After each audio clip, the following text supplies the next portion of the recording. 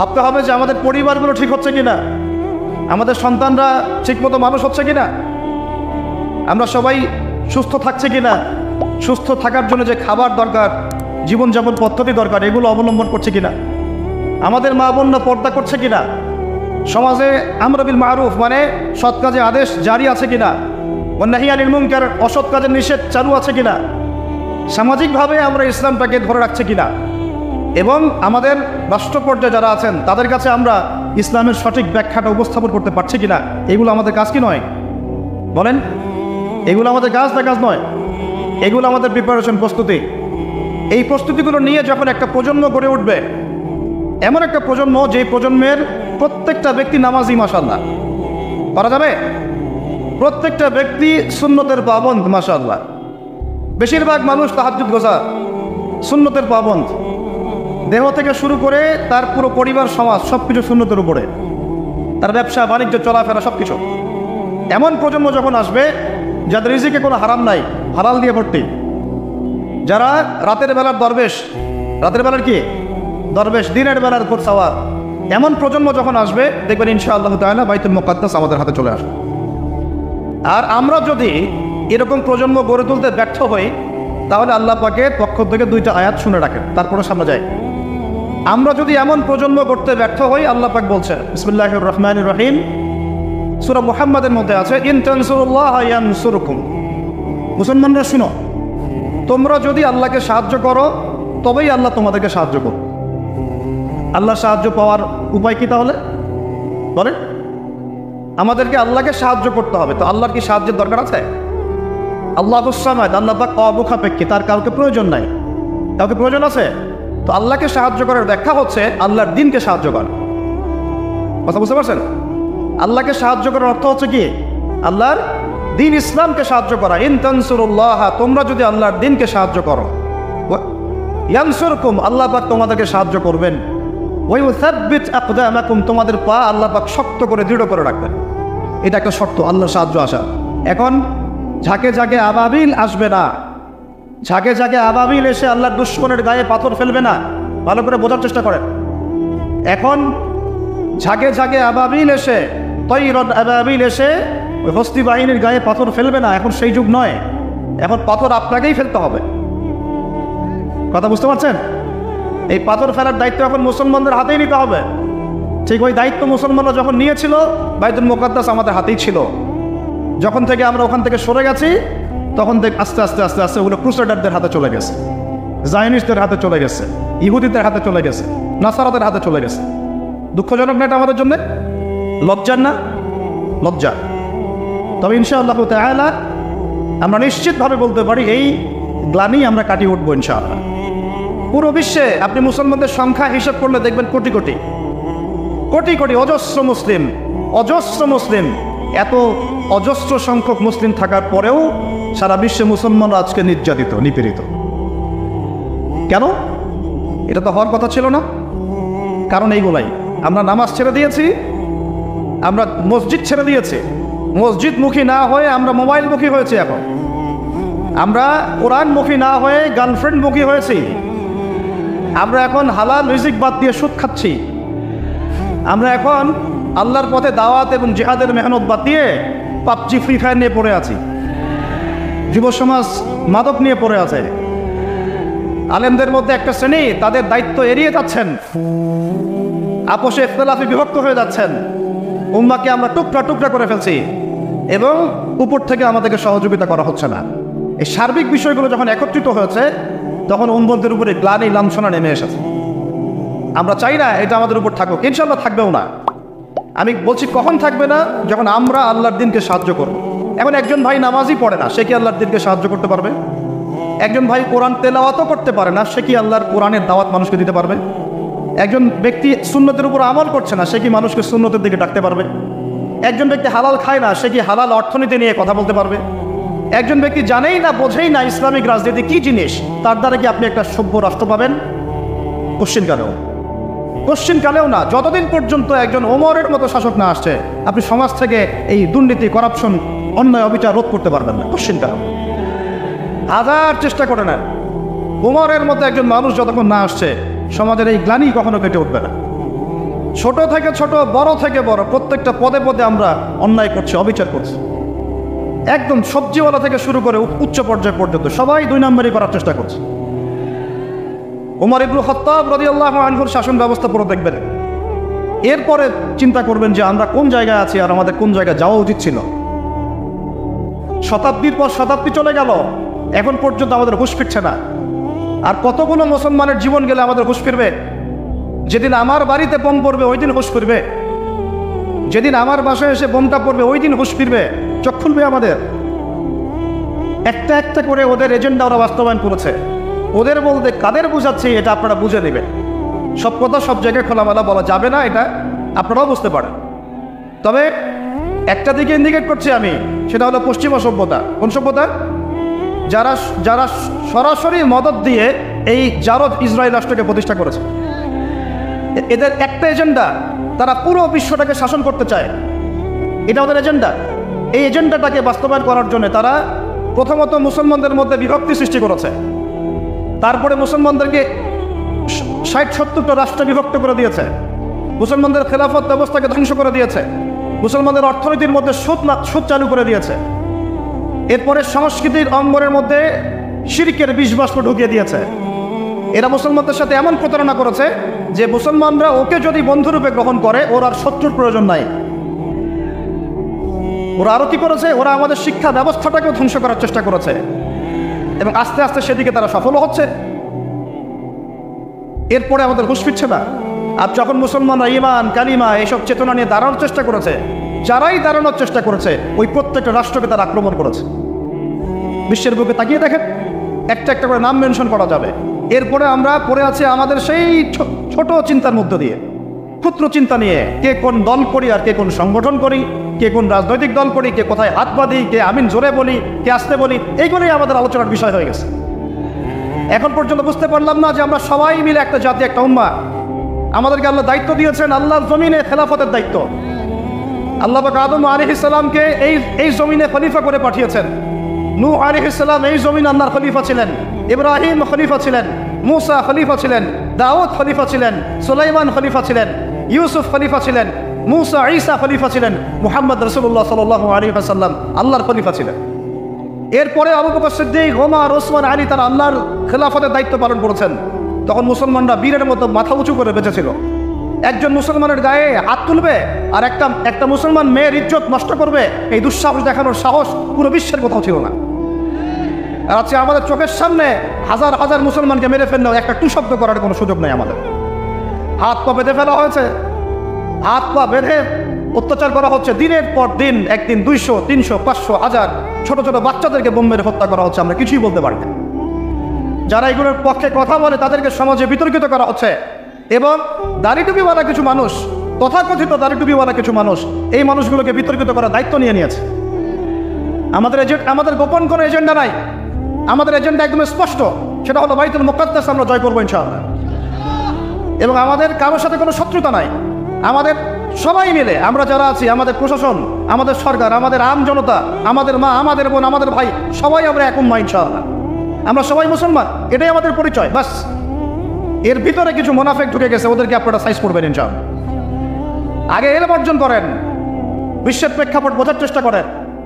আল্লাহ রাব্বুল আলামিন আমাদেরকে মহান দায়িত্ব দিয়ে পাঠিয়েছেন। এই দুনিয়াতে আমরা এই দাসত্বের শৃঙ্খলে আবদ্ধ হতে আসি নাই, আমরা মাথা উঁচু করে শাসন করতে এসেছি। ইনশাআল্লাহ তাআলা এই বাইতুল মুকাদ্দাস আমরা জয় করবই করবো ইনশাআল্লাহ। প্রত্যেকটা আলোচনায়, প্রত্যেকটা খুতবায়, প্রত্যেকটা মিম্বরে, প্রত্যেকটা বইয়ে, প্রত্যেকটা লেকচারে, এমনকি আমাদের চায়ের আসরগুলো থেকে শুরু করে পার্লামেন্ট পর্যন্ত বাইতুল মুকাদ্দাস নিয়ে আলোচনা করতে হবে ইনশাআল্লাহ। আমরা আমাদের জান, মাল, সময়, শ্রম যা আছে কিছু যদি না করতে পারি, অন্তত আমাদের সমর্থন দিয়ে আমরা মাজলুম ভাইদের পাশে থাকবো ইনশাআল্লাহ। না হলে আল্লাহ রাব্বুল আলামিনের কাছে আমাদেরকে কঠিন জবাব দিতে হবে। আরবের ওই মুনাফিকদের কথা বাদ দেন, আরবের চারপাশে যে মুনাফিকরা বসে আছে ওদের কথা বাদ দেন, ভুলে যান, এদের দ্বারা কোনো কাজ হবে না ইনশাআল্লাহ। বিগত 100 বছর থেকে ওদের চোখের সামনে ইহুদিরা আমাদের ভাইদেরকে মেরেছে, হত্যা করেছে, বোনদেরকে ধর্ষণ করেছে, তারা কিছুই করতে পারে না। যে গুটি কয়েক মানুষ এর বিরুদ্ধে প্রতিবাদ করেছে, ওদেরকে তারা সন্ত্রাসী আখ্যা দিয়েছে, এতটুকু এরা করতে পেরেছে। এসব রাখেন নাটক তামাশা।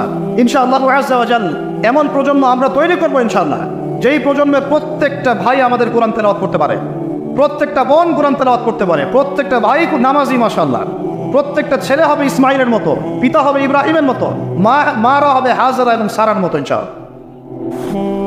তাকবীর, ইনশাআল্লাহ জোরে বলেন ইনশাআল্লাহ। আমরা এমন প্রজন্ম করবো ইনশাআল্লাহ যে প্রজন্মের এক একটা ছেলে হবে ইসমাইলের মতো, এক একটা পিতা হবে ইব্রাহিমের মতো, এক একটা মা বোন হবে হাজরার মতো ইনশাআল্লাহ, সারা আলাইহিস সালামের মতো ইনশাআল্লাহ। আপনি 10টা বাচ্চা না নিয়ে একটা বাচ্চা নেন, ওই একটা বাচ্চাকে আপনি খালিদের মতো বড় করেন ইনশাআল্লাহ। একটা মেয়ে আপনি মানুষ করেন আয়েশা রাদিয়াল্লাহু আনহার মতো। একটা স্ত্রী নেন আপনি, একটা স্ত্রীকে আপনি খাদিজার মতো বানান ইনশাআল্লাহ। একটা প্রজন্ম আমাদেরকে করে দেন, একজন দায়ী, একজন বক্তা, একজন আলেম, 10 জন আলেম, একটা সরকার কিচ্ছু করতে পারবে না যতক্ষণ না আপনারা পরিবর্তন হচ্ছেন। আপনাদেরকে পরিবর্তন হতে হবে। আমি এখানে জোরে গলায় কথা বলে গরম গরম বক্তব্য দিয়েও কিছু করতে পারবো না। আপনাদের সবাইকে পরিবর্তন হতে হবে, আমাদের সবাইকে পরিবর্তন হতে হবে। আজকে থেকেই 5 ওয়াক্ত নামাজি হয়ে যান, আল্লাহ তৌফিক দান করেন। কোরআন হাতে থাকবে সব সময়, যখনই সময় পাবেন কোরআন তেলাওয়াত করবেন, কোরআন আপনাকে আল্লাহর দিকে নিয়ে আসবে ইনশাআল্লাহ। সুন্নত থাকবে চেহারা থেকে শুরু করে, দাড়ি ছেড়ে দেন, টাকুর উপরে কাপড় উঠান। রিজিকের মধ্যে হারাম থাকলে ছেড়ে দেন, সুদ থাকলে ছেড়ে দেন, ঘুষ থাকলে বাদ দেন। যদি কারো সম্পদ অন্যায়ভাবে নিয়ে থাকেন, আজকে তওবা করে সে সম্পদ ফিরাই দিয়ে আসেন। লজ্জার কিচ্ছু নাই, গিয়ে বলবেন ভাই আমি ভুল করেছিলাম, বুঝি নাই, জানি নাই, তোমার সম্পদ অন্যায়ভাবে নিয়েছে, ভাই তুমি নিয়ে দাও। আপনার মর্যাদা আল্লাহ বাড়াই দেবে ইনশাআল্লাহ। আল্লাহ আপনাকে আসমান থেকে বেহিসাব রিজিক দেবে ইনশাআল্লাহ। জীবন পর্দা করছো না, আজকেই পর্দা ধরো ইনশাআল্লাহ। যারা পরিবারের প্রতি শিথিল, পরিবারের প্রতি কঠোর হন, আপনার সন্তানের প্রতি কঠোর হন, ভাইয়ের প্রতি কঠোর হন। দেখেন আপনার ভাই গোপনে জেনা করছে কিনা, মেয়েটা গোপনে জেনা করছে কিনা। এই ফ্রি মিক্সিং ত্যাগ করেন, ফ্রি মিক্সিং এর সংস্কৃতি ত্যাগ করেন, মোবাইলের সেলফির সংস্কৃতি ত্যাগ করেন, শোডাউন আইওয়াশ এগুলো বন্ধ করেন, কিছু করার চেষ্টা করেন আল্লাহর জন্য। আল্লাহ পাক সবাইকে তৌফিক দান করেন। যারা আমরা মাদ্রাসায় পড়ি, আমরা যারা মাদ্রাসায় যুক্ত যাওয়া আসা করি, আমাদের জীবনের উদ্দেশ্য যেন এমনটা হয় যে একটা ইমামতি হলেই বাস কাম খালাস না।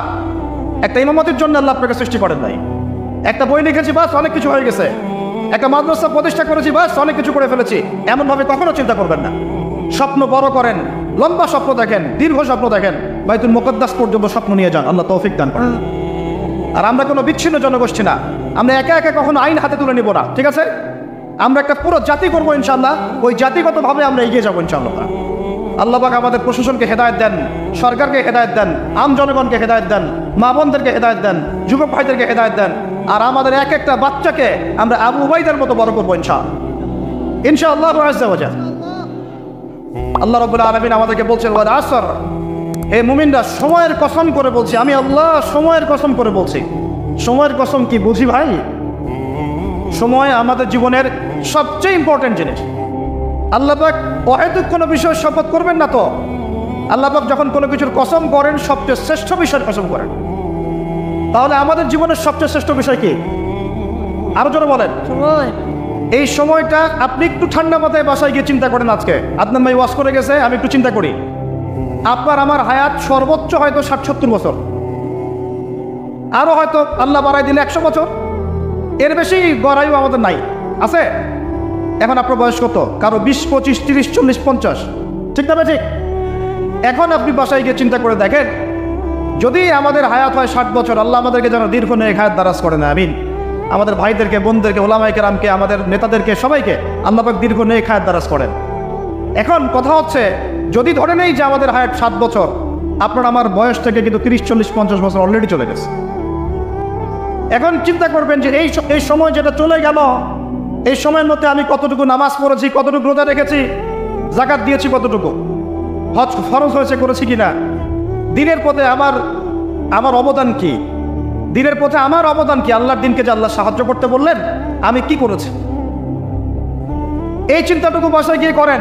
এর সাথে এই চিন্তাটাও করেন যে এই 30, 40, 50 বছরে আমরা গুনাহ করলাম কতগুলা, কতদিন নামাজ পড়ি নাই, কতদিন রোজা রাখি নাই, কতদিন সুদ খাইলাম, কতগুলো মেয়ের সাথে আমার সম্পর্ক ভাই, কতগুলো ছেলের সাথে আমি টানকিবাজি করি, দেবর ভাবি, এখন দেবর ভাবি, তারপর শালিদুলা ভাই, পরকিয়া কত কি চলতেছে। এখন মানুষ লিঙ্গ পর্যন্ত পরিবর্তন করে, নাউজুবিল্লাহ। জেনা, সুদ আর ঘুষ আর ব্যভিচার আর অশ্লীলতার সয়লাভ চলতেছে আমাদের শহরগুলোতে। এই শীতকালের মৌসুম বিভিন্ন জায়গায় ধুম ধারাক্কা গান বাজতেছে, দেখেন না আপনারা? শোনেন, যখন মানুষ ধার্মিক হয় তখন সমাজটা এরকম হয়। আপনি মনে করছেন নামাজ তো আমি 5 ওয়াক্ত পড়ি, আমার তো কোনো সমস্যা নাই, রোজা তো আমি রাখি, কোনো সমস্যা নাই, সৎ কাজে আদেশ তো করতেছেন, অসৎ কাজের কোনো নিষেধ নাই, তখন সমাজটা কেমন হবে জানেন? সমাজটা হবে এমন, মসজিদে নামাজও হবে, পাশে পিকনিকের এরকম ঢোল তবলা বাজবে। কারণ সৎ কাজে আদেশ তো আপনি করছেন, অসৎ কাজে নিষেধ নাই। সমাজ পরিবর্তন হবে তখনই যখন সৎ কাজের আদেশের সাথে সাথে বলেন অসৎ কাজে নিষেধও থাকবে। অমুসলিমরা কি করে করবে ওইটা দেখার দায়িত্ব আমাদের না। মুসলমানের সন্তানরা যেন কখনো এরকম ঢাকঢোল না পিটায়, সারা রাত জেগে এগুলা করবা, মানুষের ঘুম নষ্ট, হার্টের পেশেন্ট আছে, এইটা আছে, ওইটা আছে।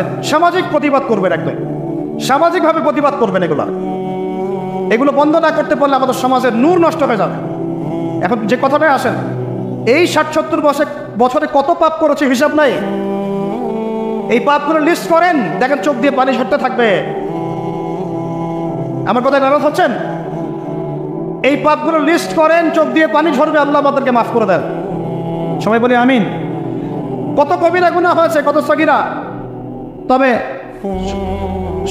সন্তুষ্টির কথা এটাই, যদি এটা উপলব্ধি হয় যে না ভুল হয়ে গেছে, আপনি ওযু করে আসেন, 2 রাকাত নামাজ পড়েন, আল্লাহর কাছে ইস্তিগফার করেন, বলেন আস্তাগফিরুল্লাহ আল্লাযী লা ইলাহা ইল্লা হুয়াল হাইয়ুল কাইয়্যুম ওয়া আতুবু ইলাইহি। আল্লাহ পাক এক মুহূর্তে আপনার সব পাপ তো মাফ করে দিবেনই, সব গুনাহকে নেকি দিয়ে পরিবর্তন করে দিবেন ইনশাআল্লাহ। এখন শোনেন, সময়ের কসম বলতে আল্লাহ কি বুঝিয়েছেন ভাই আমার সাথে বলেন? সময়ের গুরুত্ব, সময়ের, আরো আসতে বলেন, সময়ের ওয়াল আসরি মানে সময়ের কসম, মানে সময়ের গুরুত্ব। আমাদেরকে সময়কে গুরুত্ব প্রদান করতে হবে। আল্লাহ পাক তৌফিক দান করেন। আজকে বাসায় কি করবো? হায়াতের হিসাব নিব, কি করেছি এত বছরে, আর কি কি পাপ করেছি, পাপগুলোর কথা মনে পড়লে তওবা করে ফিরে আসবো ইনশাআল্লাহ। আল্লাহ পাক তৌফিক দান করেন। আর এখন বাকি সময়ে যতটুকু হায়াত আমাদের বাকি আছে, আমাদের কি কর্তব্য বলেন ভাই? আমরা কই যেভাবে জীবনযাপন করছি এইটুকুই করবো, না আমাদের আরো কোনো কর্তব্য আছে? কথা কি বোঝা যায় না? যায় না। আমাদের কর্তব্য কি বলেন? 1 নাম্বার, আমরা নিজেরা আগে আল্লাহ পাকের কোরআন এবং নবীর সুন্নতের উপর আমল করবো ইনশাআল্লাহ, রাজি আছি? 2, আমাদের পরিবারকে এর উপরে প্রতিষ্ঠা করবো ইনশাআল্লাহ, রাজি আছি? 3, আমাদের সন্তানদেরকে কোরআন সুন্নাহ অনুযায়ী বড় করবো ইনশাআল্লাহ, রাজি আছি? 4, আমাদের অর্থনীতি হবে হালাল কোরআন সুন্নাহ ভিত্তিক, রাজি আছি? 5, আমাদের শিক্ষা হবে কোরআন সুন্নাহ ভিত্তিক, রাজি আছেন? আমাদের সামাজিক যে সিস্টেম এটা হবে কোরআন সুন্নাহ ভিত্তিক, রাজি আছেন? এর উপরে আমি গেলাম না। সমাজ পরিবর্তন হলে উপরটা এমনি পরিবর্তন হয়ে যাবে ইনশাআল্লাহ, অটোমেটিক্যালি। বলে আসরি, সময়ের কসম। আরেকটা বিষয়, সময়ের কসম বলতে আল্লাহ পাক এটাও বুঝিয়েছেন, একটু অতীতের দিকে তাকায় দেখেন। কোন দিকে? অতীতের দিকে, পাস্টের দিকে তাকান, অতীতের দিকে তাকান। যুগ যুগ ধরে একটা সুন্নতের দিকে আপনি তাকান, যে পৃথিবীর শুরু থেকে কিয়ামত পর্যন্ত আল্লাহ পাকের একটা সুন্নত আছে। আল্লাহর সুন্নত কি? আল্লাহর সুন্নত এটা, প্রত্যেক যুগে যুগে যে বা যারাই আল্লাহর বিধান মেনে চলেছে, আল্লাহ পাক তাদেরকে দুনিয়াতেও সমৃদ্ধি দিয়েছেন, পরকালে জান্নাত দিয়েছেন, সুবহানাল্লাহ। আর দুনিয়াতে প্রত্যেক যুগে যুগে যে বা যারাই আল্লাহর বিধান মানে নাই, রাসূলের বিধান মানে নাই, আল্লাহ দুনিয়াতে লাঞ্ছিত করেছেন, পরকালে জাহান্নাম দিয়েছেন। বলেন নাউজুবিল্লাহ। আমার কথা বুঝতে পারলেন ভাই? আরো একবার রিপিট করছি, আল্লাহর সুন্নত কি? আল্লাহর সুন্নত হচ্ছে প্রত্যেক যুগে যুগে যে বা যারাই আল্লাহ এবং তার রাসূলের বিধান মেনে চলেছে, আল্লাহ দুনিয়াতেও সুখী করেছেন, পরকালেও জান্নাত দিয়েছে। প্রত্যেক যুগে যুগে যে বা যারাই দুনিয়াতে আল্লাহ এবং তার রাসূলের বিধান মেনে চলে নাই, দুনিয়াতেও লাঞ্ছনা, পরকালেও বলেন লাঞ্ছনা।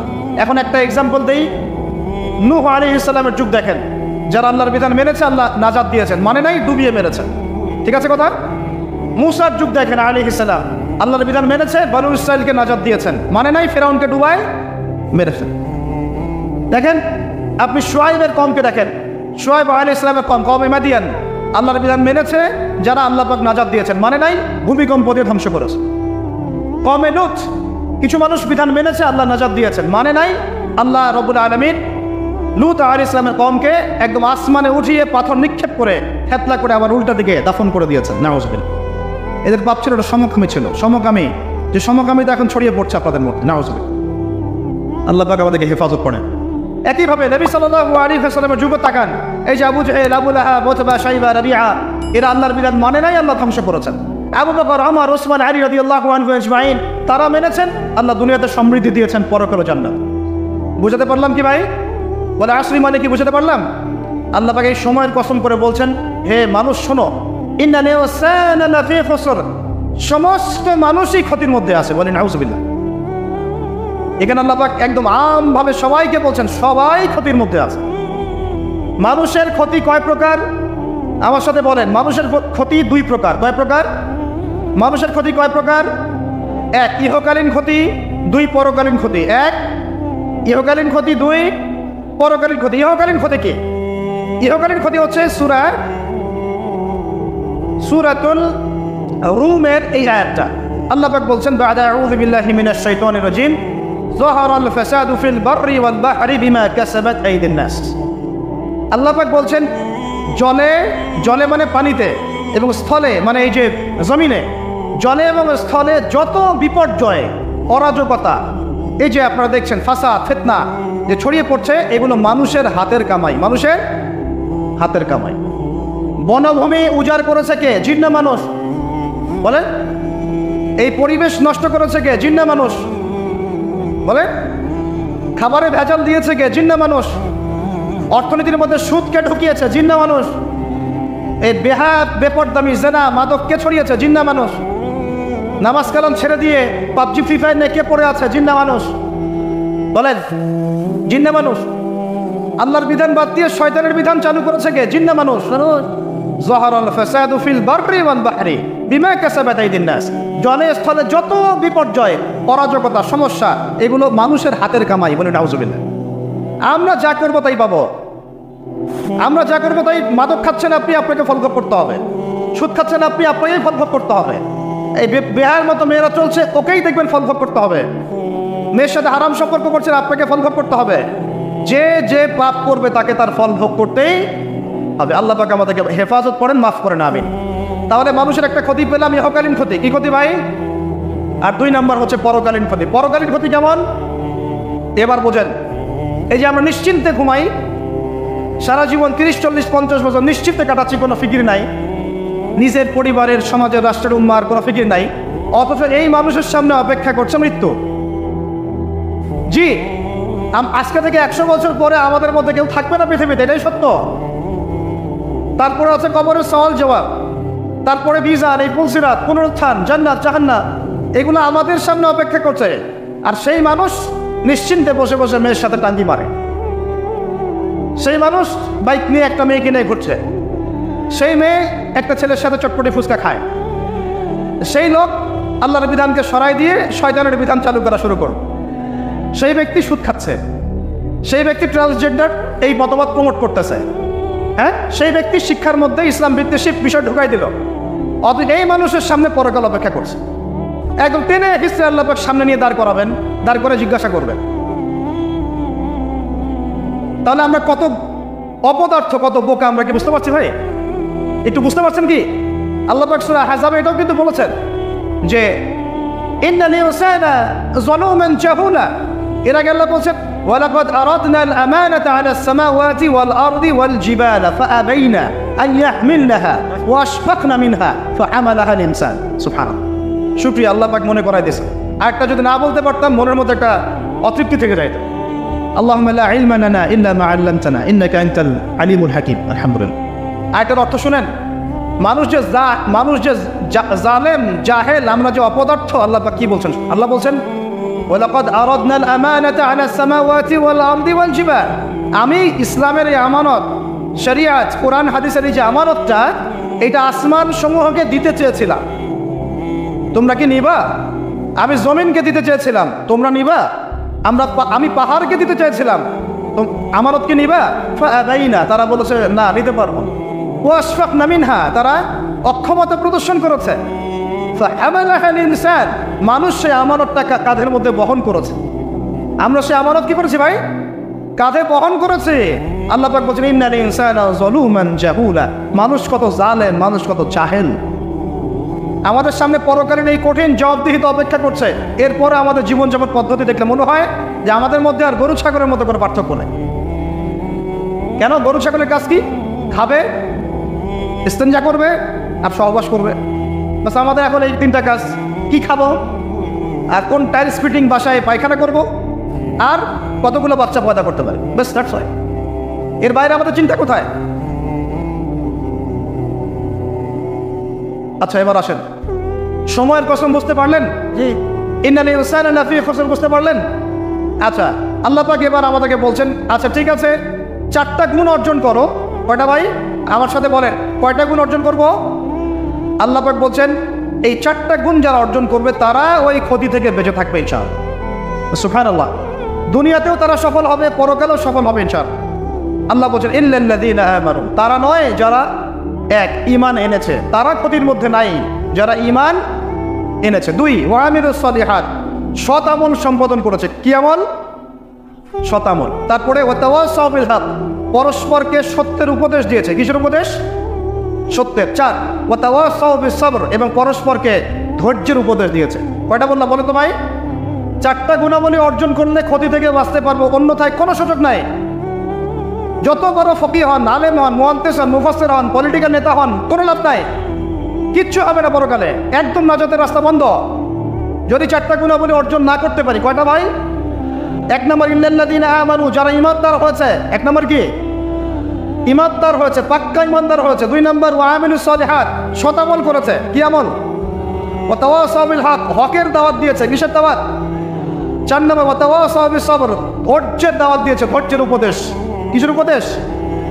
এটা কি শুধু একজন ব্যক্তির উপরে বর্তাবে? না সবার উপর দায়িত্ব? এই সূরায় কি শুধু আলেমদেরকে উদ্দেশ্য করা হচ্ছে? শুধু মুফাসসিরদেরকে? শুধু মুহাদ্দিসদেরকে? শুধু বক্তাদেরকে? নাকি সবাইকে? এই সবাই মিলে যখন এই 4টা গুণাবলী অর্জন করবেন, দেখবেন ইনশাআল্লাহ দুনিয়াতেও বিজয় আমাদের, পরকালে আমাদের ইনশাআল্লাহ। এবার একটু ব্যাখ্যা করি সংক্ষিপ্ত করে। ঈমান মানে কি? ঈমান অর্থ কি?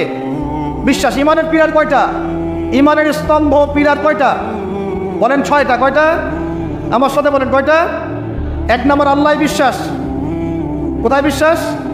এক আল্লাহ বিশ্বাস, আল্লাহ ছাড়া কোনো মাবুদ নাই, এবং আল্লাহ তাওহীদে বিশ্বাস, শিরক থেকে দূরে থাকা। 2 আল্লাহ পাকের মালায়েকা ফেরেশতা মণ্ডলীতে বিশ্বাস। ফেরেশতায় বিশ্বাস করি তো ইনশাআল্লাহ? এই জায়গাটাতে ফেরেশতারা আছেন, বিশ্বাস করেন? আমাদের দোকানে ফেরেশতা আছেন, বিশ্বাস করেন? আপনি যখন আয়াতুল কুরসি পড়ে ঘুমান, তখন একজন ফেরেশতা আপনাকে পাহারা দেন, বিশ্বাস করেন? সুবহানাল্লাহ, সুবহান। এরকম অগণিত অসংখ্য ফেরেশতা আছে আল্লাহ পাকের। কতগুলা? এই আরশে আজিম, এই আমরা বলি আরশে আজিম, নিচে একটা জায়গা আছে 7ম আসমানের উপরে, তার নাম হলো বাইতুল মামুর। কি নাম? বাইতুল। ওটা হচ্ছে একটা ফেরেশতাদের তাওয়াফ করার জায়গা। আমরা যেমন কাবা ঘরে তাওয়াফ করি না? করি না? করি না? কারা কারা করেছেন হাত তোলেন? মাশাআল্লাহ, মাশাআল্লাহ। আল্লাহ পাক আরো বেশি করার তৌফিক দান করেন, আর যারা করে নাই তাদেরকেও তৌফিক দান করেন।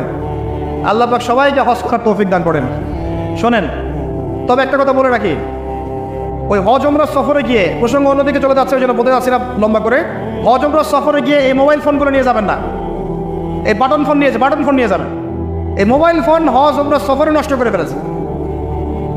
এই হজ উমরা সফরে আমরা দেখে আসলাম যে মোবাইল ফোনের কারণে মানুষ ইবাদতের যে নূর নষ্ট করে ফেলেছে। ওখানে গিয়ে সেলফি, শোডাউন, এইটা ওইটা, আল্লাহ মাফ করেন আমাদের। আর সুবহানাল্লাহ, মানুষ এখন হারাম এলাকাতেও দেখে সিগারেট খায় বসে বসে। হ্যাঁ, হারামের বাইরে, মসজিদ নববীর বাইরে আমি তো দেখেছি এক মহিলাকেও সিগারেট খাইতে। কথা বুঝতে পারছেন? মানুষের সাইকোলজি এমন হয়ে গেছে এখন যে নববী হারাম, এগুলোর পাশে বসে মানুষ সিগারেট খাচ্ছে, স্মোক। আপনারা যারা সফরে গিয়েছেন বা যাবেন ভবিষ্যতে, এই ফোন আর এই জিনিসগুলো আপনারা কখনো, খবরদার এগুলো কখনো করতে যাবেন না। সিগারেট তো এমনিতেই খাবেন না, বলছি মোবাইল ফোনও নিয়ে যাবেন না, এই স্মার্টফোনটা নিয়ে যাবেন। যে ফোনটাতে বাটন কথা বলা যায় এতটুকু নিয়ে যাবেন। যদি নিয়ে যেতেই হয়, এটাকে হোটেলে বা কোথাও রেখে আসবেন, ইবাদতের মধ্যে এটা নিয়ে যাবেন। যাই হোক, ওইদিকে যাচ্ছি না, ওইটা অন্য প্রসঙ্গ। যেটা বলতে চাচ্ছিলাম যে আল্লাহ পাকের অগণিত ফেরেশতা আছেন, এই ফেরেশতাদের তাওয়াফের জন্য আল্লাহ পাক একটা ঘর বানিয়েছেন, তার নাম বাইতুল মামুর। কি নাম?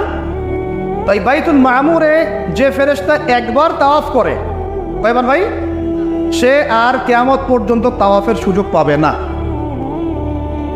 বলেন সুবহানাল্লাহি ওয়া বিহামদিহি, সুবহানাল্লাহিল আযীম। তাহলে আপনি কি বুঝতে পারলেন আল্লাহর ফেরেশতার সংখ্যা কত? যে একবার তাওয়াফ করেছে সে কিয়ামত পর্যন্ত আর সুযোগ পাবে না। চিন্তা করা যায়। এখন ইমানের পিলার কয়টা বললাম ভাই? 1 নম্বর কিসে বিশ্বাস? আল্লাহ বিশ্বাস করি তো নাকি? তা আল্লাহ বিশ্বাস করলে যুবকরা এখন আত্মহত্যা করে কেন? বলেন, আল্লাহ বিশ্বাস যদি করেন তাহলে রেজাল্ট খারাপ হলে আত্মহত্যা করেন কেন? আল্লাহ আপনার তাকদীর লিখেন নাই? আল্লাহ বিশ্বাস করলে আপনি চাকরি পাচ্ছেন না, হতাশ কেন? আল্লাহ যদি বিশ্বাস করবেনই তাহলে আপনি মেয়ের পিছনে জীবন নষ্ট করছেন কেন? আল্লাহতে যদি বিশ্বাস থাকেই তাহলে নামাজ নাই কেন? আল্লাহ যদি বিশ্বাস করেনি আলহামদুলিল্লাহ, তাহলে যাকাত দেন না কেন? তাহলে দ্বীনের জন্য কোনো ফিকির নাই কেন? দ্বীনি এলেম অর্জন কেন করেন না? কেন কোরআন তেলাওয়াত করা শেখেন না? কথাগুলো কি কষ্ট পাচ্ছেন? একটু পান, আমি দোয়া করি একটু যেন আপনি কষ্ট পান, এবং এই কষ্টটা যেন আপনাকে আল্লাহর দিকে নিয়ে আসে। এই কষ্টটাই যেন আপনাকে আল্লাহর দিকে নিয়ে আসে। আল্লাহ তৌফিক দান করেন, আমিন। সবসময় নরম নরম ওয়াজে কাজ হয় না, সবসময় নরম নরম কথা বলে কাজ হয় না। আমাদের কাছে আবু বকর রাদিয়াল্লাহু আনহুর সুন্নতও আছে, ওমর ইবনে খাত্তাবের সুন্নতও আছে। আল্লাহ পাক আমাদেরকে তৌফিক দান করেন, আমিন। তাহলে ভাই আল্লাহ বিশ্বাস করবো তো ইনশাআল্লাহ? তাহলে এক কথায় আল্লাহর কোনো হুকুম ছাড়া যাবে না। রাজি? আল্লাহ পাকের কোনো হুকুম হাকাম ছাড়বো না ইনশাআল্লাহ। রাজি আছেন? আল্লাহ তুমি কবুল করো, আমিন। 2, আল্লাহ পাকের ফেরেশতা মণ্ডলীতে বিশ্বাস করি তো ইনশাআল্লাহ?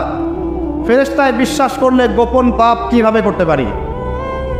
ফেরেশতায় বিশ্বাস করলে বাথরুমে পাপ করেন কিভাবে? ফোনের মধ্যে পাপ করেন কিভাবে? গোপনে মেয়ের সাথে পাপ করেন কিভাবে? গোপনে গোপনে পরকিয়া করেন কিভাবে? যদি আল্লাহকে আমরা আল্লাহ ফেরেশতার বিশ্বাস থাকেই, তাহলে আমাদের এই ফেরেশতারা লিখছে না সব কিছু? লিখছে না? আল্লাহ পাক আমাদেরকে বিশ্বাস করার মতো করার তৌফিক দান করেন। হাদিসে জিবরিল সহিহ মুসলিমে আছে এবং মিশকাতে আছে। হাদিসে জিবরিলের মধ্যে নবী সাল্লাল্লাহু আলাইহি ওয়াসাল্লাম বলেছেন, আন তা'বুদাল্লাহা কাআন্নাকা তারাহ ফাইন লাম তাকুন তারাহু ফাইন্নাহু ইয়ারাক। শোনো মুসলমানরা, তুমি এমনভাবে আল্লাহর ইবাদত করো যেন তুমি আল্লাহকে দেখছো, আর যদি তুমি আল্লাহকে দেখতে না পারো তাহলে জেনে রাখবা আল্লাহ তোমাকে দেখছেন। এই বিশ্বাসটার নাম হলো ইহসান। কি নাম? ইহসান। এই ইহসানের সাথে ইবাদত করলে আমাদের মধ্যে সবসময় আল্লাহ কনসিয়াসনেস থাকবে। আল্লাহর ফেরেশতারা লিখছেন, আল্লাহ দেখছেন। অতএব প্রকাশ্য গোপনে আমার দ্বারা পাপ করা সম্ভব না। এরপরে পাপ হতে পারে কি না? হতে পারে না? পারে না? যদি পাপ হয়ে যায় কি করবেন? হতাশ হয়ে যাবেন না। যতবার পাপ হবে 2 রাকাত নামাজ, যতবার পাপ হবে ওযু করে 2 রাকাত নামাজ, ইনশাআল্লাহ আল্লাহ পাক পাপ মাফ করে দিবেন। তাই বলে আল্লাহ পাকের এই দয়ার সুযোগ নিয়ে পাপ করতেই থাকবেন এমন না। দয়ার সুযোগ নিয়ে পাপ করতেই থাকবেন এমনটা নয়। আল্লাহ পাক যেমন গফুর রহিম, আল্লাহ পাক তেমনি শাদীদুল ইকাব। আল্লাহ পাক যেমন রহমান রহিম, পরম করুণাময় অসীম দয়ালু, আল্লাহ পাক তেমনি কঠিন শাস্তিদাতাও বটে। ঠিক আছে? 2 নম্বর পিলার মালায়েকায় বিশ্বাস। 3 নম্বর ওয়া কুতুবিহি, আল্লাহ পাকের সমস্ত আসমানি কিতাবে বিশ্বাস করবো। রাজি আছি তো ইনশাআল্লাহ? তাহলে কোরআন পড়া শিখবো তো ইনশাআল্লাহ? তেলাওয়াত, আরবি ভাষা, আরবি ব্যাকরণ, তাফসীর এতটুকু শিখতে হবে। আল্লাহ পাক তৌফিক দান করেন। ওয়া রুসুলিহি, আল্লাহ পাকের সমস্ত রাসূলে বিশ্বাস করবো তো ইনশাআল্লাহ? আমরা কি শুধু নবী মুহাম্মদকে বিশ্বাস করি সাল্লাল্লাহু আলাইহি ওয়াসাল্লাম, না সমস্ত রাসূলকে বিশ্বাস করি?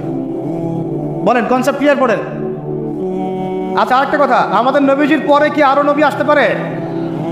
তো অনেক মানুষ যে বলছে যে গোলাম আহমেদ কাদিয়ানীও নবী। বাংলাদেশে যে এগুলোর সংখ্যা দিন দিন বাড়ছে, তা আমাদের কোনো ভূমিকা নেই কেন? আমাদের কি মনে হয় যে আল্লাহ পাক আমাদেরকে ধরবে না? শোনেন, যাদের প্রত্যক্ষ মদতে আর পৃষ্ঠপোষকতায় বাংলার মাটিতে এগুলো ছড়াচ্ছে, আল্লাহ পাক একজন জালেমের কঠিন হিসাব দেবেন। আর আমরা তো অজ্ঞ হলাম কিভাবে? ঈসাই মুসলিম আবার কি? মুসলমানদের মধ্যে কোনো ঈসাই মুসলিম বলে কোনো শব্দ নাই। আমাদের কালিমা স্পষ্ট, লা ইলাহা ইল্লাল্লাহ, আল্লাহ ছাড়া কোনো মাবুদ নাই। মুহাম্মদুর রাসূলুল্লাহ, মুহাম্মদ সাল্লাল্লাহু আলাইহি ওয়াসাল্লাম আল্লাহ পাকের সর্বশেষ নবী। তারপর লা নবিয়্যা বা'দা, তারপরে কোনো নবী আসবে না। হ্যাঁ, ঈসা ইবনে মারইয়াম আসবেন। তিনি আসবেন কখন? দাজ্জালকে হত্যা করার জন্য। নবী হিসেবে নন, তিনি আসবেন কি হিসেবে? উম্মাহ হিসেবে। আল্লাহ রাব্বুল আলামিন আমাদের একদম আকীদা পরিষ্কার করে রাখেন ইনশাআল্লাহ। আর এই ধরনের দাওয়াত যদি দিতে কেউ আসে, একটা চল লাগাই দেবেন ধরে। তারপর কি হবে দেখা যাবে। একদম কষে থাপ্পড় লাগাই দেবেন একটা। মুহাম্মদ সাল্লাল্লাহু আলাইহি ওয়াসাল্লামের উম্মত হয়ে থাকলে এদেরকে একদম সুযোগ দেবেন না আপনি। আমার নবীর পরেও নবী আসবে এমন মতবাদ প্রচার করতেছেন, নাউযুবিল্লাহ। ওলামায়ে কেরাম বাংলার জমিনে থাকতে এটা কখনো সম্ভব হবে না ইনশাআল্লাহ। এদের যত পণ্য আছে, এগুলো একটা পণ্য ব্যবহার করবেন না কখনো। লিস্ট করে দেখবেন কোন কোন পণ্য এদের। আমি এগুলো বলতে চাচ্ছি না পাবলিকলি। একটু সচেতন হন। ইমান কোন দিক দিয়ে বের হয়ে চলে গেল, আল্লাহ পাক আমাদেরকে মাফ করেন। নবীজি এই যুগের কথাই বলছিলেন সম্ভবত, যে ইউসবিহু রাজুলু মুমিনান ওয়া ইউমসি কাফিরান। একজন ব্যক্তি সকাল করবে মুমিন অবস্থায়, সন্ধ্যা হবে কাফের অবস্থায়। আস্তাগফিরুল্লাহ, ওয়ায়ুমসি মুমিনান ওয়ায়ুসবিহু কাফিরান, সন্ধ্যা করবে মুমিন অবস্থায়, সকাল হতে হতে কাফের হয়ে যাবে। ইয়াবিউর রাজুলু দীনাহু লিআরাদিদ দুনিয়া, দুনিয়ার সামান্য স্বার্থে মানুষ তার দিনকে বিক্রি করে দিবে। বাংলার গ্রামে গ্রামে এখন এই যে খ্রিস্টান মিশনারিদের তৎপরতা দেখা যাচ্ছে, মানুষকে মুসলমানদেরকে খ্রিস্টান বানানো হচ্ছে টাকার প্রলোভন দিয়ে, চিকিৎসা সেবার প্রলোভন দিয়ে। আপনারা কি দেখেও না দেখার ভান করছেন, শুনেও না শোনার ভান করছেন? যাদের প্রত্যক্ষ মদত এগুলো হচ্ছে, আল্লাহ পাকের কাছে জবাব দেওয়ার জন্য প্রস্তুত হয়ে যান আপনারা। দুনিয়াতে হয়তো কিছু হবে না, কেউ কিছু করতে পারবে না, কিন্তু কাল কিয়ামতে কে ছাড়ে আপনাকে তাই দেখে নেবো আপনার জন্য। বিশ্বাস করেন ওমর রাদিয়াল্লাহু আনহু বলছেন, যে কোরআন হাতে নিয়ে বলছি আমি, ওমর ইবনে খাত্তাব রাদিয়াল্লাহু আনহু একদিন তার উটের ময়লা পরিষ্কার করছেন, যখন তিনি অর্ধেক বিশ্বের খলিফা উটের ময়লা পরিষ্কার করছেন। আলী ইবনে আবি তালেব এসে বলছেন যে ইয়া আমিরুল মুমিনিন, আপনি আপনার পরবর্তী খলিফাদের উপরে কত কঠিন বোঝা চাপায় দিচ্ছেন, এত কিছু করার পরে নিজে উটের বোঝাও, উটের ময়লা পরিষ্কার করছেন, আমাদের জন্য এত কঠিন করে দিলেন খেলাফতের দায়িত্ব। তখন ওমর ইবনে খাত্তাব বলছেন, এই কথাটা শোনেন, তিনি বলছেন যে আমাকে উচ্চ প্রশংসায় ভাসিও না, ইয়া আবুল হাসান। আবুল হাসান হচ্ছে আলী রাদিয়াল্লাহু আনহুর নাম। হে আলী, আমাকে উচ্চ প্রশংসায় ভাসিও না, আমি ভয় করি ইরাক তো তখন মুসলমানদের আওতায় আছে, ইরাকের ফোরাত নদীর কিনারায় যদি কোনো ছাগলের বাচ্চাও না খেয়ে মারা যায়, আমি ওমর ভয় করি কাল কিয়ামতের মাঠে আল্লাহ আমাকে এর জন্য জবাবদিহি করাবেন। কি বুঝলেন? ওই যুগ আর এই যুগ লা ইয়াস্তামিআন, এটা কখনো একসাথে মিলবে না, এগুলো জাদুঘরে চলে গেছে এখন। তিনি বলছেন ওমর রাদিয়াল্লাহু আনহু, যিনি জান্নাতের সার্টিফিকেট প্রাপ্ত মানুষ, যার জান্নাতের ঘর আল্লাহ রাসূল দেখে এসেছেন, তিনি বলছেন যে আমি ভয় করি ইরাকের ফোরাত নদীর কিনারায় কোনো মেষপালক বা ছাগলের বাচ্চা, মেষ শাবক, তারাও যদি না খেয়ে পানির পিপাসায় মারা যায়, আমি ওমর ভয় করি কাল কিয়ামতের মাঠে আল্লাহ আমাকে জবাবদিহি করাবে। আর কিছু বলতে হবে আপনাদেরকে? বাস, যার মধ্যে নফসের মধ্যে নূর আছে তার জন্য উপদেশ যথেষ্ট। তুমি উপদেশ দাও, তুমি শুধু উপদেশ দাতা, লাস্তা আলাইহিম বিমুসাইতির, তুমি কারো প্রতি দারোগা নও। ফাযাক্কিরিন নাফাআতিয যিকরা, যদি উপদেশ কাজে আসে উপদেশ দিয়ে যাও। সায়াযাক্কারু মান ইয়াখশা, যে আল্লাহকে ভয় করে সে ইনশাআল্লাহ অতি শীঘ্রই লাইনে চলে আসবে, আল্লাহকে ভয় করে। বাস, আমাদের কাজ এতটুকুই, এর বেশি আমাদের কোনো দায়িত্ব নাই। এখন শোনেন, যে কথা বলতে এত তো চলে আসলাম, মুহাম্মদ সাল্লাল্লাহু আলাইহি ওয়াসাল্লামের পরে আর কোনো নবী আছে? আকীদা স্পষ্ট থাকবে তো ইনশাআল্লাহ? এবার আসেন, ওয়া কুতুবিহি বলতে আমরা সমস্ত কিতাবে বিশ্বাস করি, ওয়া রাসূলিহি বলতে আমরা সমস্ত আম্বিয়া কিরামে বিশ্বাস করি। ওয়াল ইয়াউমিল আখির, 5 নম্বরটা কি ভাই? ওয়াল ইয়াউমিল আখিরাতের জীবনে আমরা বিশ্বাস করি। আখিরাতে যদি বিশ্বাস করি তাহলে আমাদের দ্বারা দুনিয়াকে সর্বোচ্চ অগ্রাধিকার দেওয়া সম্ভব না। আমরা দুনিয়ায় চলবো আখিরাতের স্বার্থে। কিসের স্বার্থে দুনিয়া চলবো? কিসের স্বার্থে ভাই? আল্লাহ তৌফিক দান করেন, আমিন। আমাদের চলার মূল মন্ত্র একটাই, কোন কাজ আমাদেরকে আখিরাতে বেনিফিটেড করবে, উপকার দিবে, ওই কাজে আমি আসি। যেই কাজ আমাকে পরকালে কোনো ফায়দা দেয় না, ওই কাজে আমি নাই। কথা ক্লিয়ার? যেই কাজ আমাকে আখিরাতে কি দিবে, ফায়দা দিবে, সেই কাজে আমি আসি। যেই কাজ ফায়দা দিবে না, সেই কাজে কি? তো এখন গার্লফ্রেন্ড ফায়দা দিবে? সুদ ফায়দা দিবে? বলেন, অন্যের সম্পদ আত্মসাৎ করা ফায়দা দিবে? জুলুম করলে ফায়দা দিবে? বুঝবেন, আল্লাহ পাক বোঝার তৌফিক দান করেন, আমিন। 6 নম্বরটা হচ্ছে ওয়ান তুমিনা বিল কদরি খাইরি ওয়া শাররি, তাকদীর বা ভালো মন্দের এই ফয়সালার প্রতি, আল্লাহর পক্ষ থেকে ফয়সালার প্রতি তুমি বিশ্বাস করবে। এই 6টা হলো পিলার। 6 নম্বর পিলারটা কি ভাই? তাকদীর বা ভাগ্যে বিশ্বাস করা, করি কিনা? এইখানে আপনাদের সাথে আমার কথা। তাকদীর বা ভাগ্যে বিশ্বাস করলে রিজিক নিয়ে এত পেরেশান হওয়ার কিছু নাই। তাকদীর ভাগ্যে বিশ্বাস করলে এই যে ছোটোখাটো বিপদ আপদ বালা মুসিবত আসতেছে আমাদের জীবনে, আসতে আসে না, এগুলোতে বিচলিত হওয়ার কিছু নাই, কিছু নাই। আমার তাকদীরে যা লেখা হয়েছে আল্লাহ পাক ছাড়া এটা কেউ বদলাতে পারবে না। আপনার আমার তাকদীরে যদি লেখা থাকে যে আমাদের হাতে আল্লাহর জমিনে আল্লাহর কালিমার পতাকা প্রতিষ্ঠিত হবেই, কোনো শক্তি ঠেকাতে পারবে না এটা। আর যদি না লেখা থাকে তাহলে সারা দুনিয়া মিলেও আমার কোনো উপকার করতে পারবে না। আমরা আল্লাহর প্রতি পূর্ণ তাওয়াক্কুল করি, পূর্ণ বিশ্বাস রাখি ইনশাআল্লাহ। আর এটাও বিশ্বাস করি ইনশাআল্লাহ তাআলা আল্লাহ পাক আমাদের হাতে আল্লাহর জমিনে দিন কায়েম করাবেন ইনশাআল্লাহ। কেউ আটকাতে পারবে না ইনশাআল্লাহ তাআলা, যদি আল্লাহ পাক আমাদের সাথে থাকেন। এখন আল্লাহ কার সাথে থাকবেন? ওই যে শুরুতে বলেছি, ইন তানসুরুল্লাহ ইয়ানসুরকুম, যে আল্লাহর দিনকে সাহায্য করে আল্লাহ তার সাথে থাকবে ইনশাআল্লাহ। কথা ঠিক আছে ভাই? আচ্ছা, আর বেশ বাড়ালাম না, এবার আসেন। 1 নম্বর বুঝলেন, ইমানদার হতে হলে এইরকম ইমানদার হতে হবে। কয় পিলার ভাই? কয় পিলার? 1 নম্বর বলেন আল্লাহ বিশ্বাস, 2 নম্বর ফেরেশতায় বিশ্বাস, 3 নম্বর হ্যাঁ আসমানি কিতাব সমূহ, 4 নম্বর নবী রাসূলগণ, 5 নম্বর পরকাল, 6 নম্বর মুখস্থ থাকবে ইনশাআল্লাহ। এই 6টা পিলারকে 3টা কাজ করবেন। কয়টা কাজ?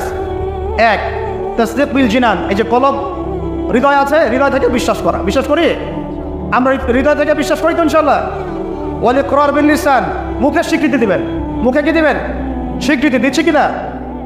আর 3 নাম্বার হচ্ছে ওয়াল আমালু বিল আরকান, কাজে প্রমাণ করা, কাজে বাস্তবায়ন। এখন যদি কেউ বলে আমি ইমানদার, নামাজ পড়ে না, কাজে বাস্তবায়ন হলো? ইমান আমার খুব পাকাপোক্ত, যাকাত দেই না, হবে? বছর বছর হজ উমরা করেন, এদিকে মানুষের সম্পদ আত্মসাৎ করতেছেন, হবে? ব্যাস, এই কথা ক্লিয়ার বোঝা যাচ্ছে কি? আল্লাহ পাক আমাদের সবাইকে তৌফিক দান করেন।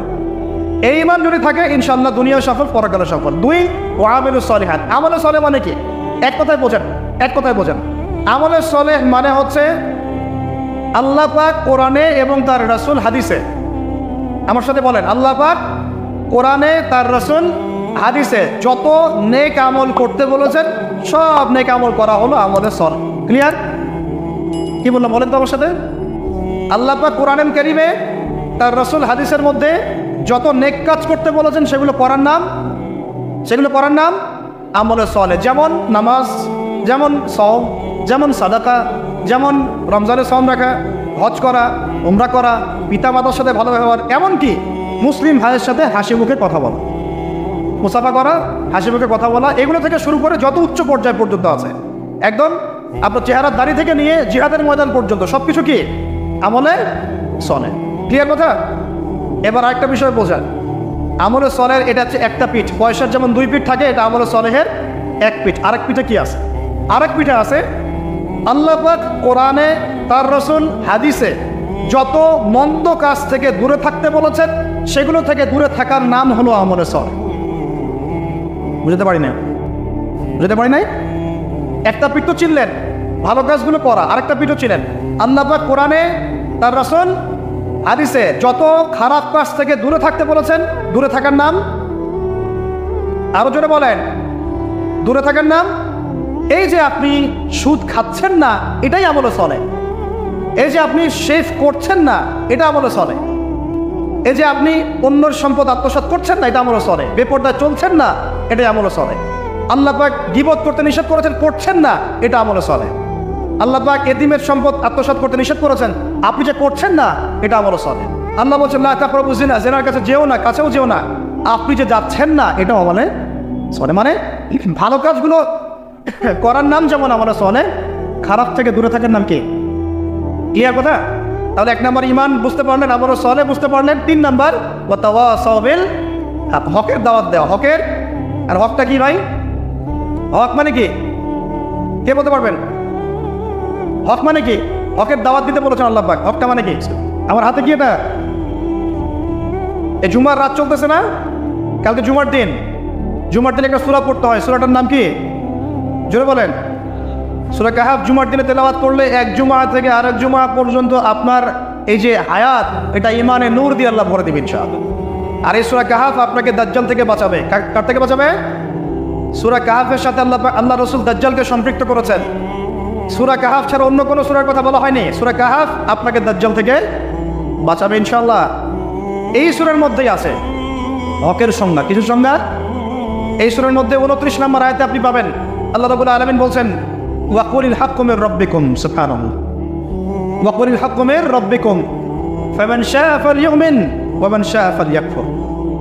হে মুমিন মুসলমান শোনো, হক সত্য সেটাই যা তোমার রবের পক্ষ থেকে নাজিল হয়। সুবহানাল্লাহ। হকের সংজ্ঞা বুঝতে পারলাম? হক বা সত্য সেটাই যা তোমার রবের পক্ষ থেকে নাজিল হয়। এখন আমাকে বলেন আল্লাহর পক্ষ থেকে কি নাজিল হয়েছে বলেন? আচ্ছা, যখন তাওরাত নাজিল হয়েছিল ওটা কি হক ছিল না বাতিল ছিল? হক ছিল। জাবুর হক ছিল। তারপর ইনজিল, সর্বশেষ যে কোরআন নাজিল হলো এটা কি হলো তাহলে? এখন কোরআনের ব্যাখ্যায় হাদিস আছে না নাই? হাদিস আছে না নাই? নাকি শুধু কোরআন মানলেই হবে, হাদিস মানার দরকার নাই? এরকম মতো দল আছে আমাদের দেশে, আছে না? খবরদার, এসব এই ফিতনায় পা দিবেন না।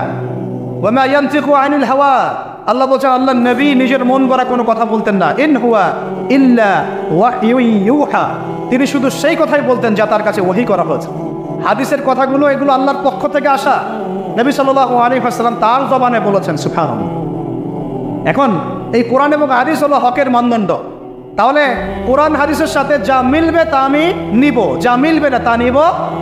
আবার বলি, কোরআন হাদিসের সাথে যা মিলবে তা আমি নিব, যা মিলবে না তা আমি নিব না। ব্যাস, যা মিলবে তাই নেবেন। যার কথাই কোরআন সুন্নাহর সাথে মিলবে আপনি নেবেন, মিলছে না নেবেন না। আমার কোনো কথা যদি দেখেন কোরআন সুন্নাহর সাথে মেলে নাই, ওইটা দেওয়ালে ছুঁড়ে ফেলে দেবেন, কোনো দরকার নেই। হতেই পারে মানুষের সব কথাই যে একদম 100% পারফেক্ট হবে, নট নেসেসারি, ভুল হতে পারে। যদি দেখা যায় কোরআন সুন্নাহর সাথে মেলে নাই, ছুঁড়ে ফেলে দেবেন।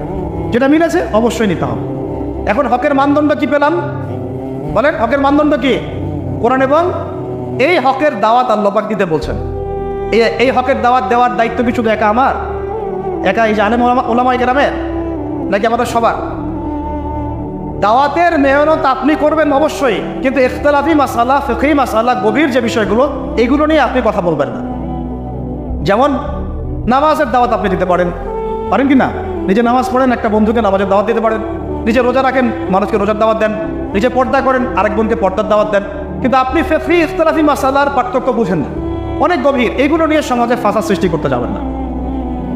ফিকহি মাসালার হাত বাঁধার, আমিনের, রফুল ইয়াদাইনের, জোরে আমিন, আস্তে আমিন, তারাবি, এইটা ওইটা, অনেক যে ব্যাপারগুলো আছে, এগুলো ফিকহি ইখতিলাফি মাসালা, যেগুলোর গভীর জ্ঞান অর্জন না করা পর্যন্ত কেউ ইজতিহাদ করতে পারে না। এই জন্য ওলামায়ে কেরামের কাছে আমরা যাই, ওলামায়ে কেরাম যেটা ফতোয়া দেন সেটা আমরা গ্রহণ করি। আমরা ওলামায়ে কেরামের সোহবত থেকে দিন শিখবো ইনশাআল্লাহ। কথা ঠিক আছে ভাই? একা একা দিন শিখবেন না, ওলামায়ে কেরামের সাথে পরামর্শ করে সোহবত থেকে দিন শিখবেন। আর হকপন্থী ওলামায়ে কেরাম আর বাতিলপন্থী ওলামায়ে কেরাম কারা, এটা তো স্পষ্ট হয়ে যাচ্ছে দিন দিন। স্পষ্ট হয় নাই? এই যে অক্টোবর মাসের যে ফিলিস্তিন ইস্যু, এরপরেও কি আপনাদেরকে চেনাতে হবে যে কারা মুনাফিক আর কারা মুমিন?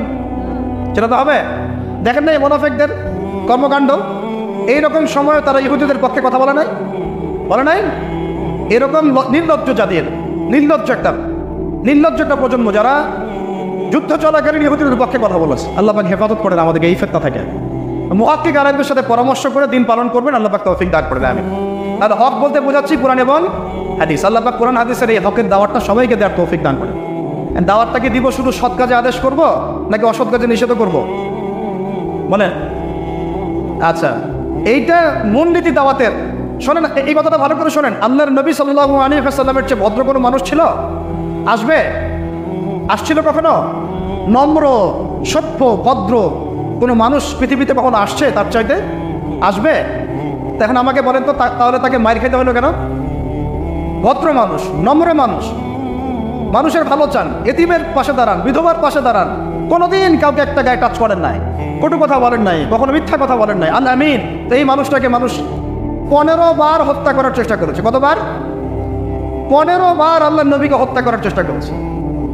তাই তার দাঁত মানুষ মেরে ভেঙে দিয়েছে, তার পা মচকে দিয়েছে, তারপরে তার মাথার মধ্যে আঘাত করেছে, কড়া ঢুকে গেছে উহুদের যুদ্ধের দিন। পিঠের মধ্যে উটের নাড়ি ভরি চাপিয়ে দিয়েছে, দড়ি দিয়ে ফাঁস দেওয়ার চেষ্টা করেছে। তো এই কাজগুলো রাহমাতুল আলামিন নবী মুহাম্মদ সাল্লাল্লাহু আলাইহি ওয়াসাল্লামের ক্ষেত্রে কেন হলো? তিনি যদি সৎ কাজে আদেশ করতেন শুধু, তাহলে সমাজের মানুষ তাকে মাথায় তুলে রাখ।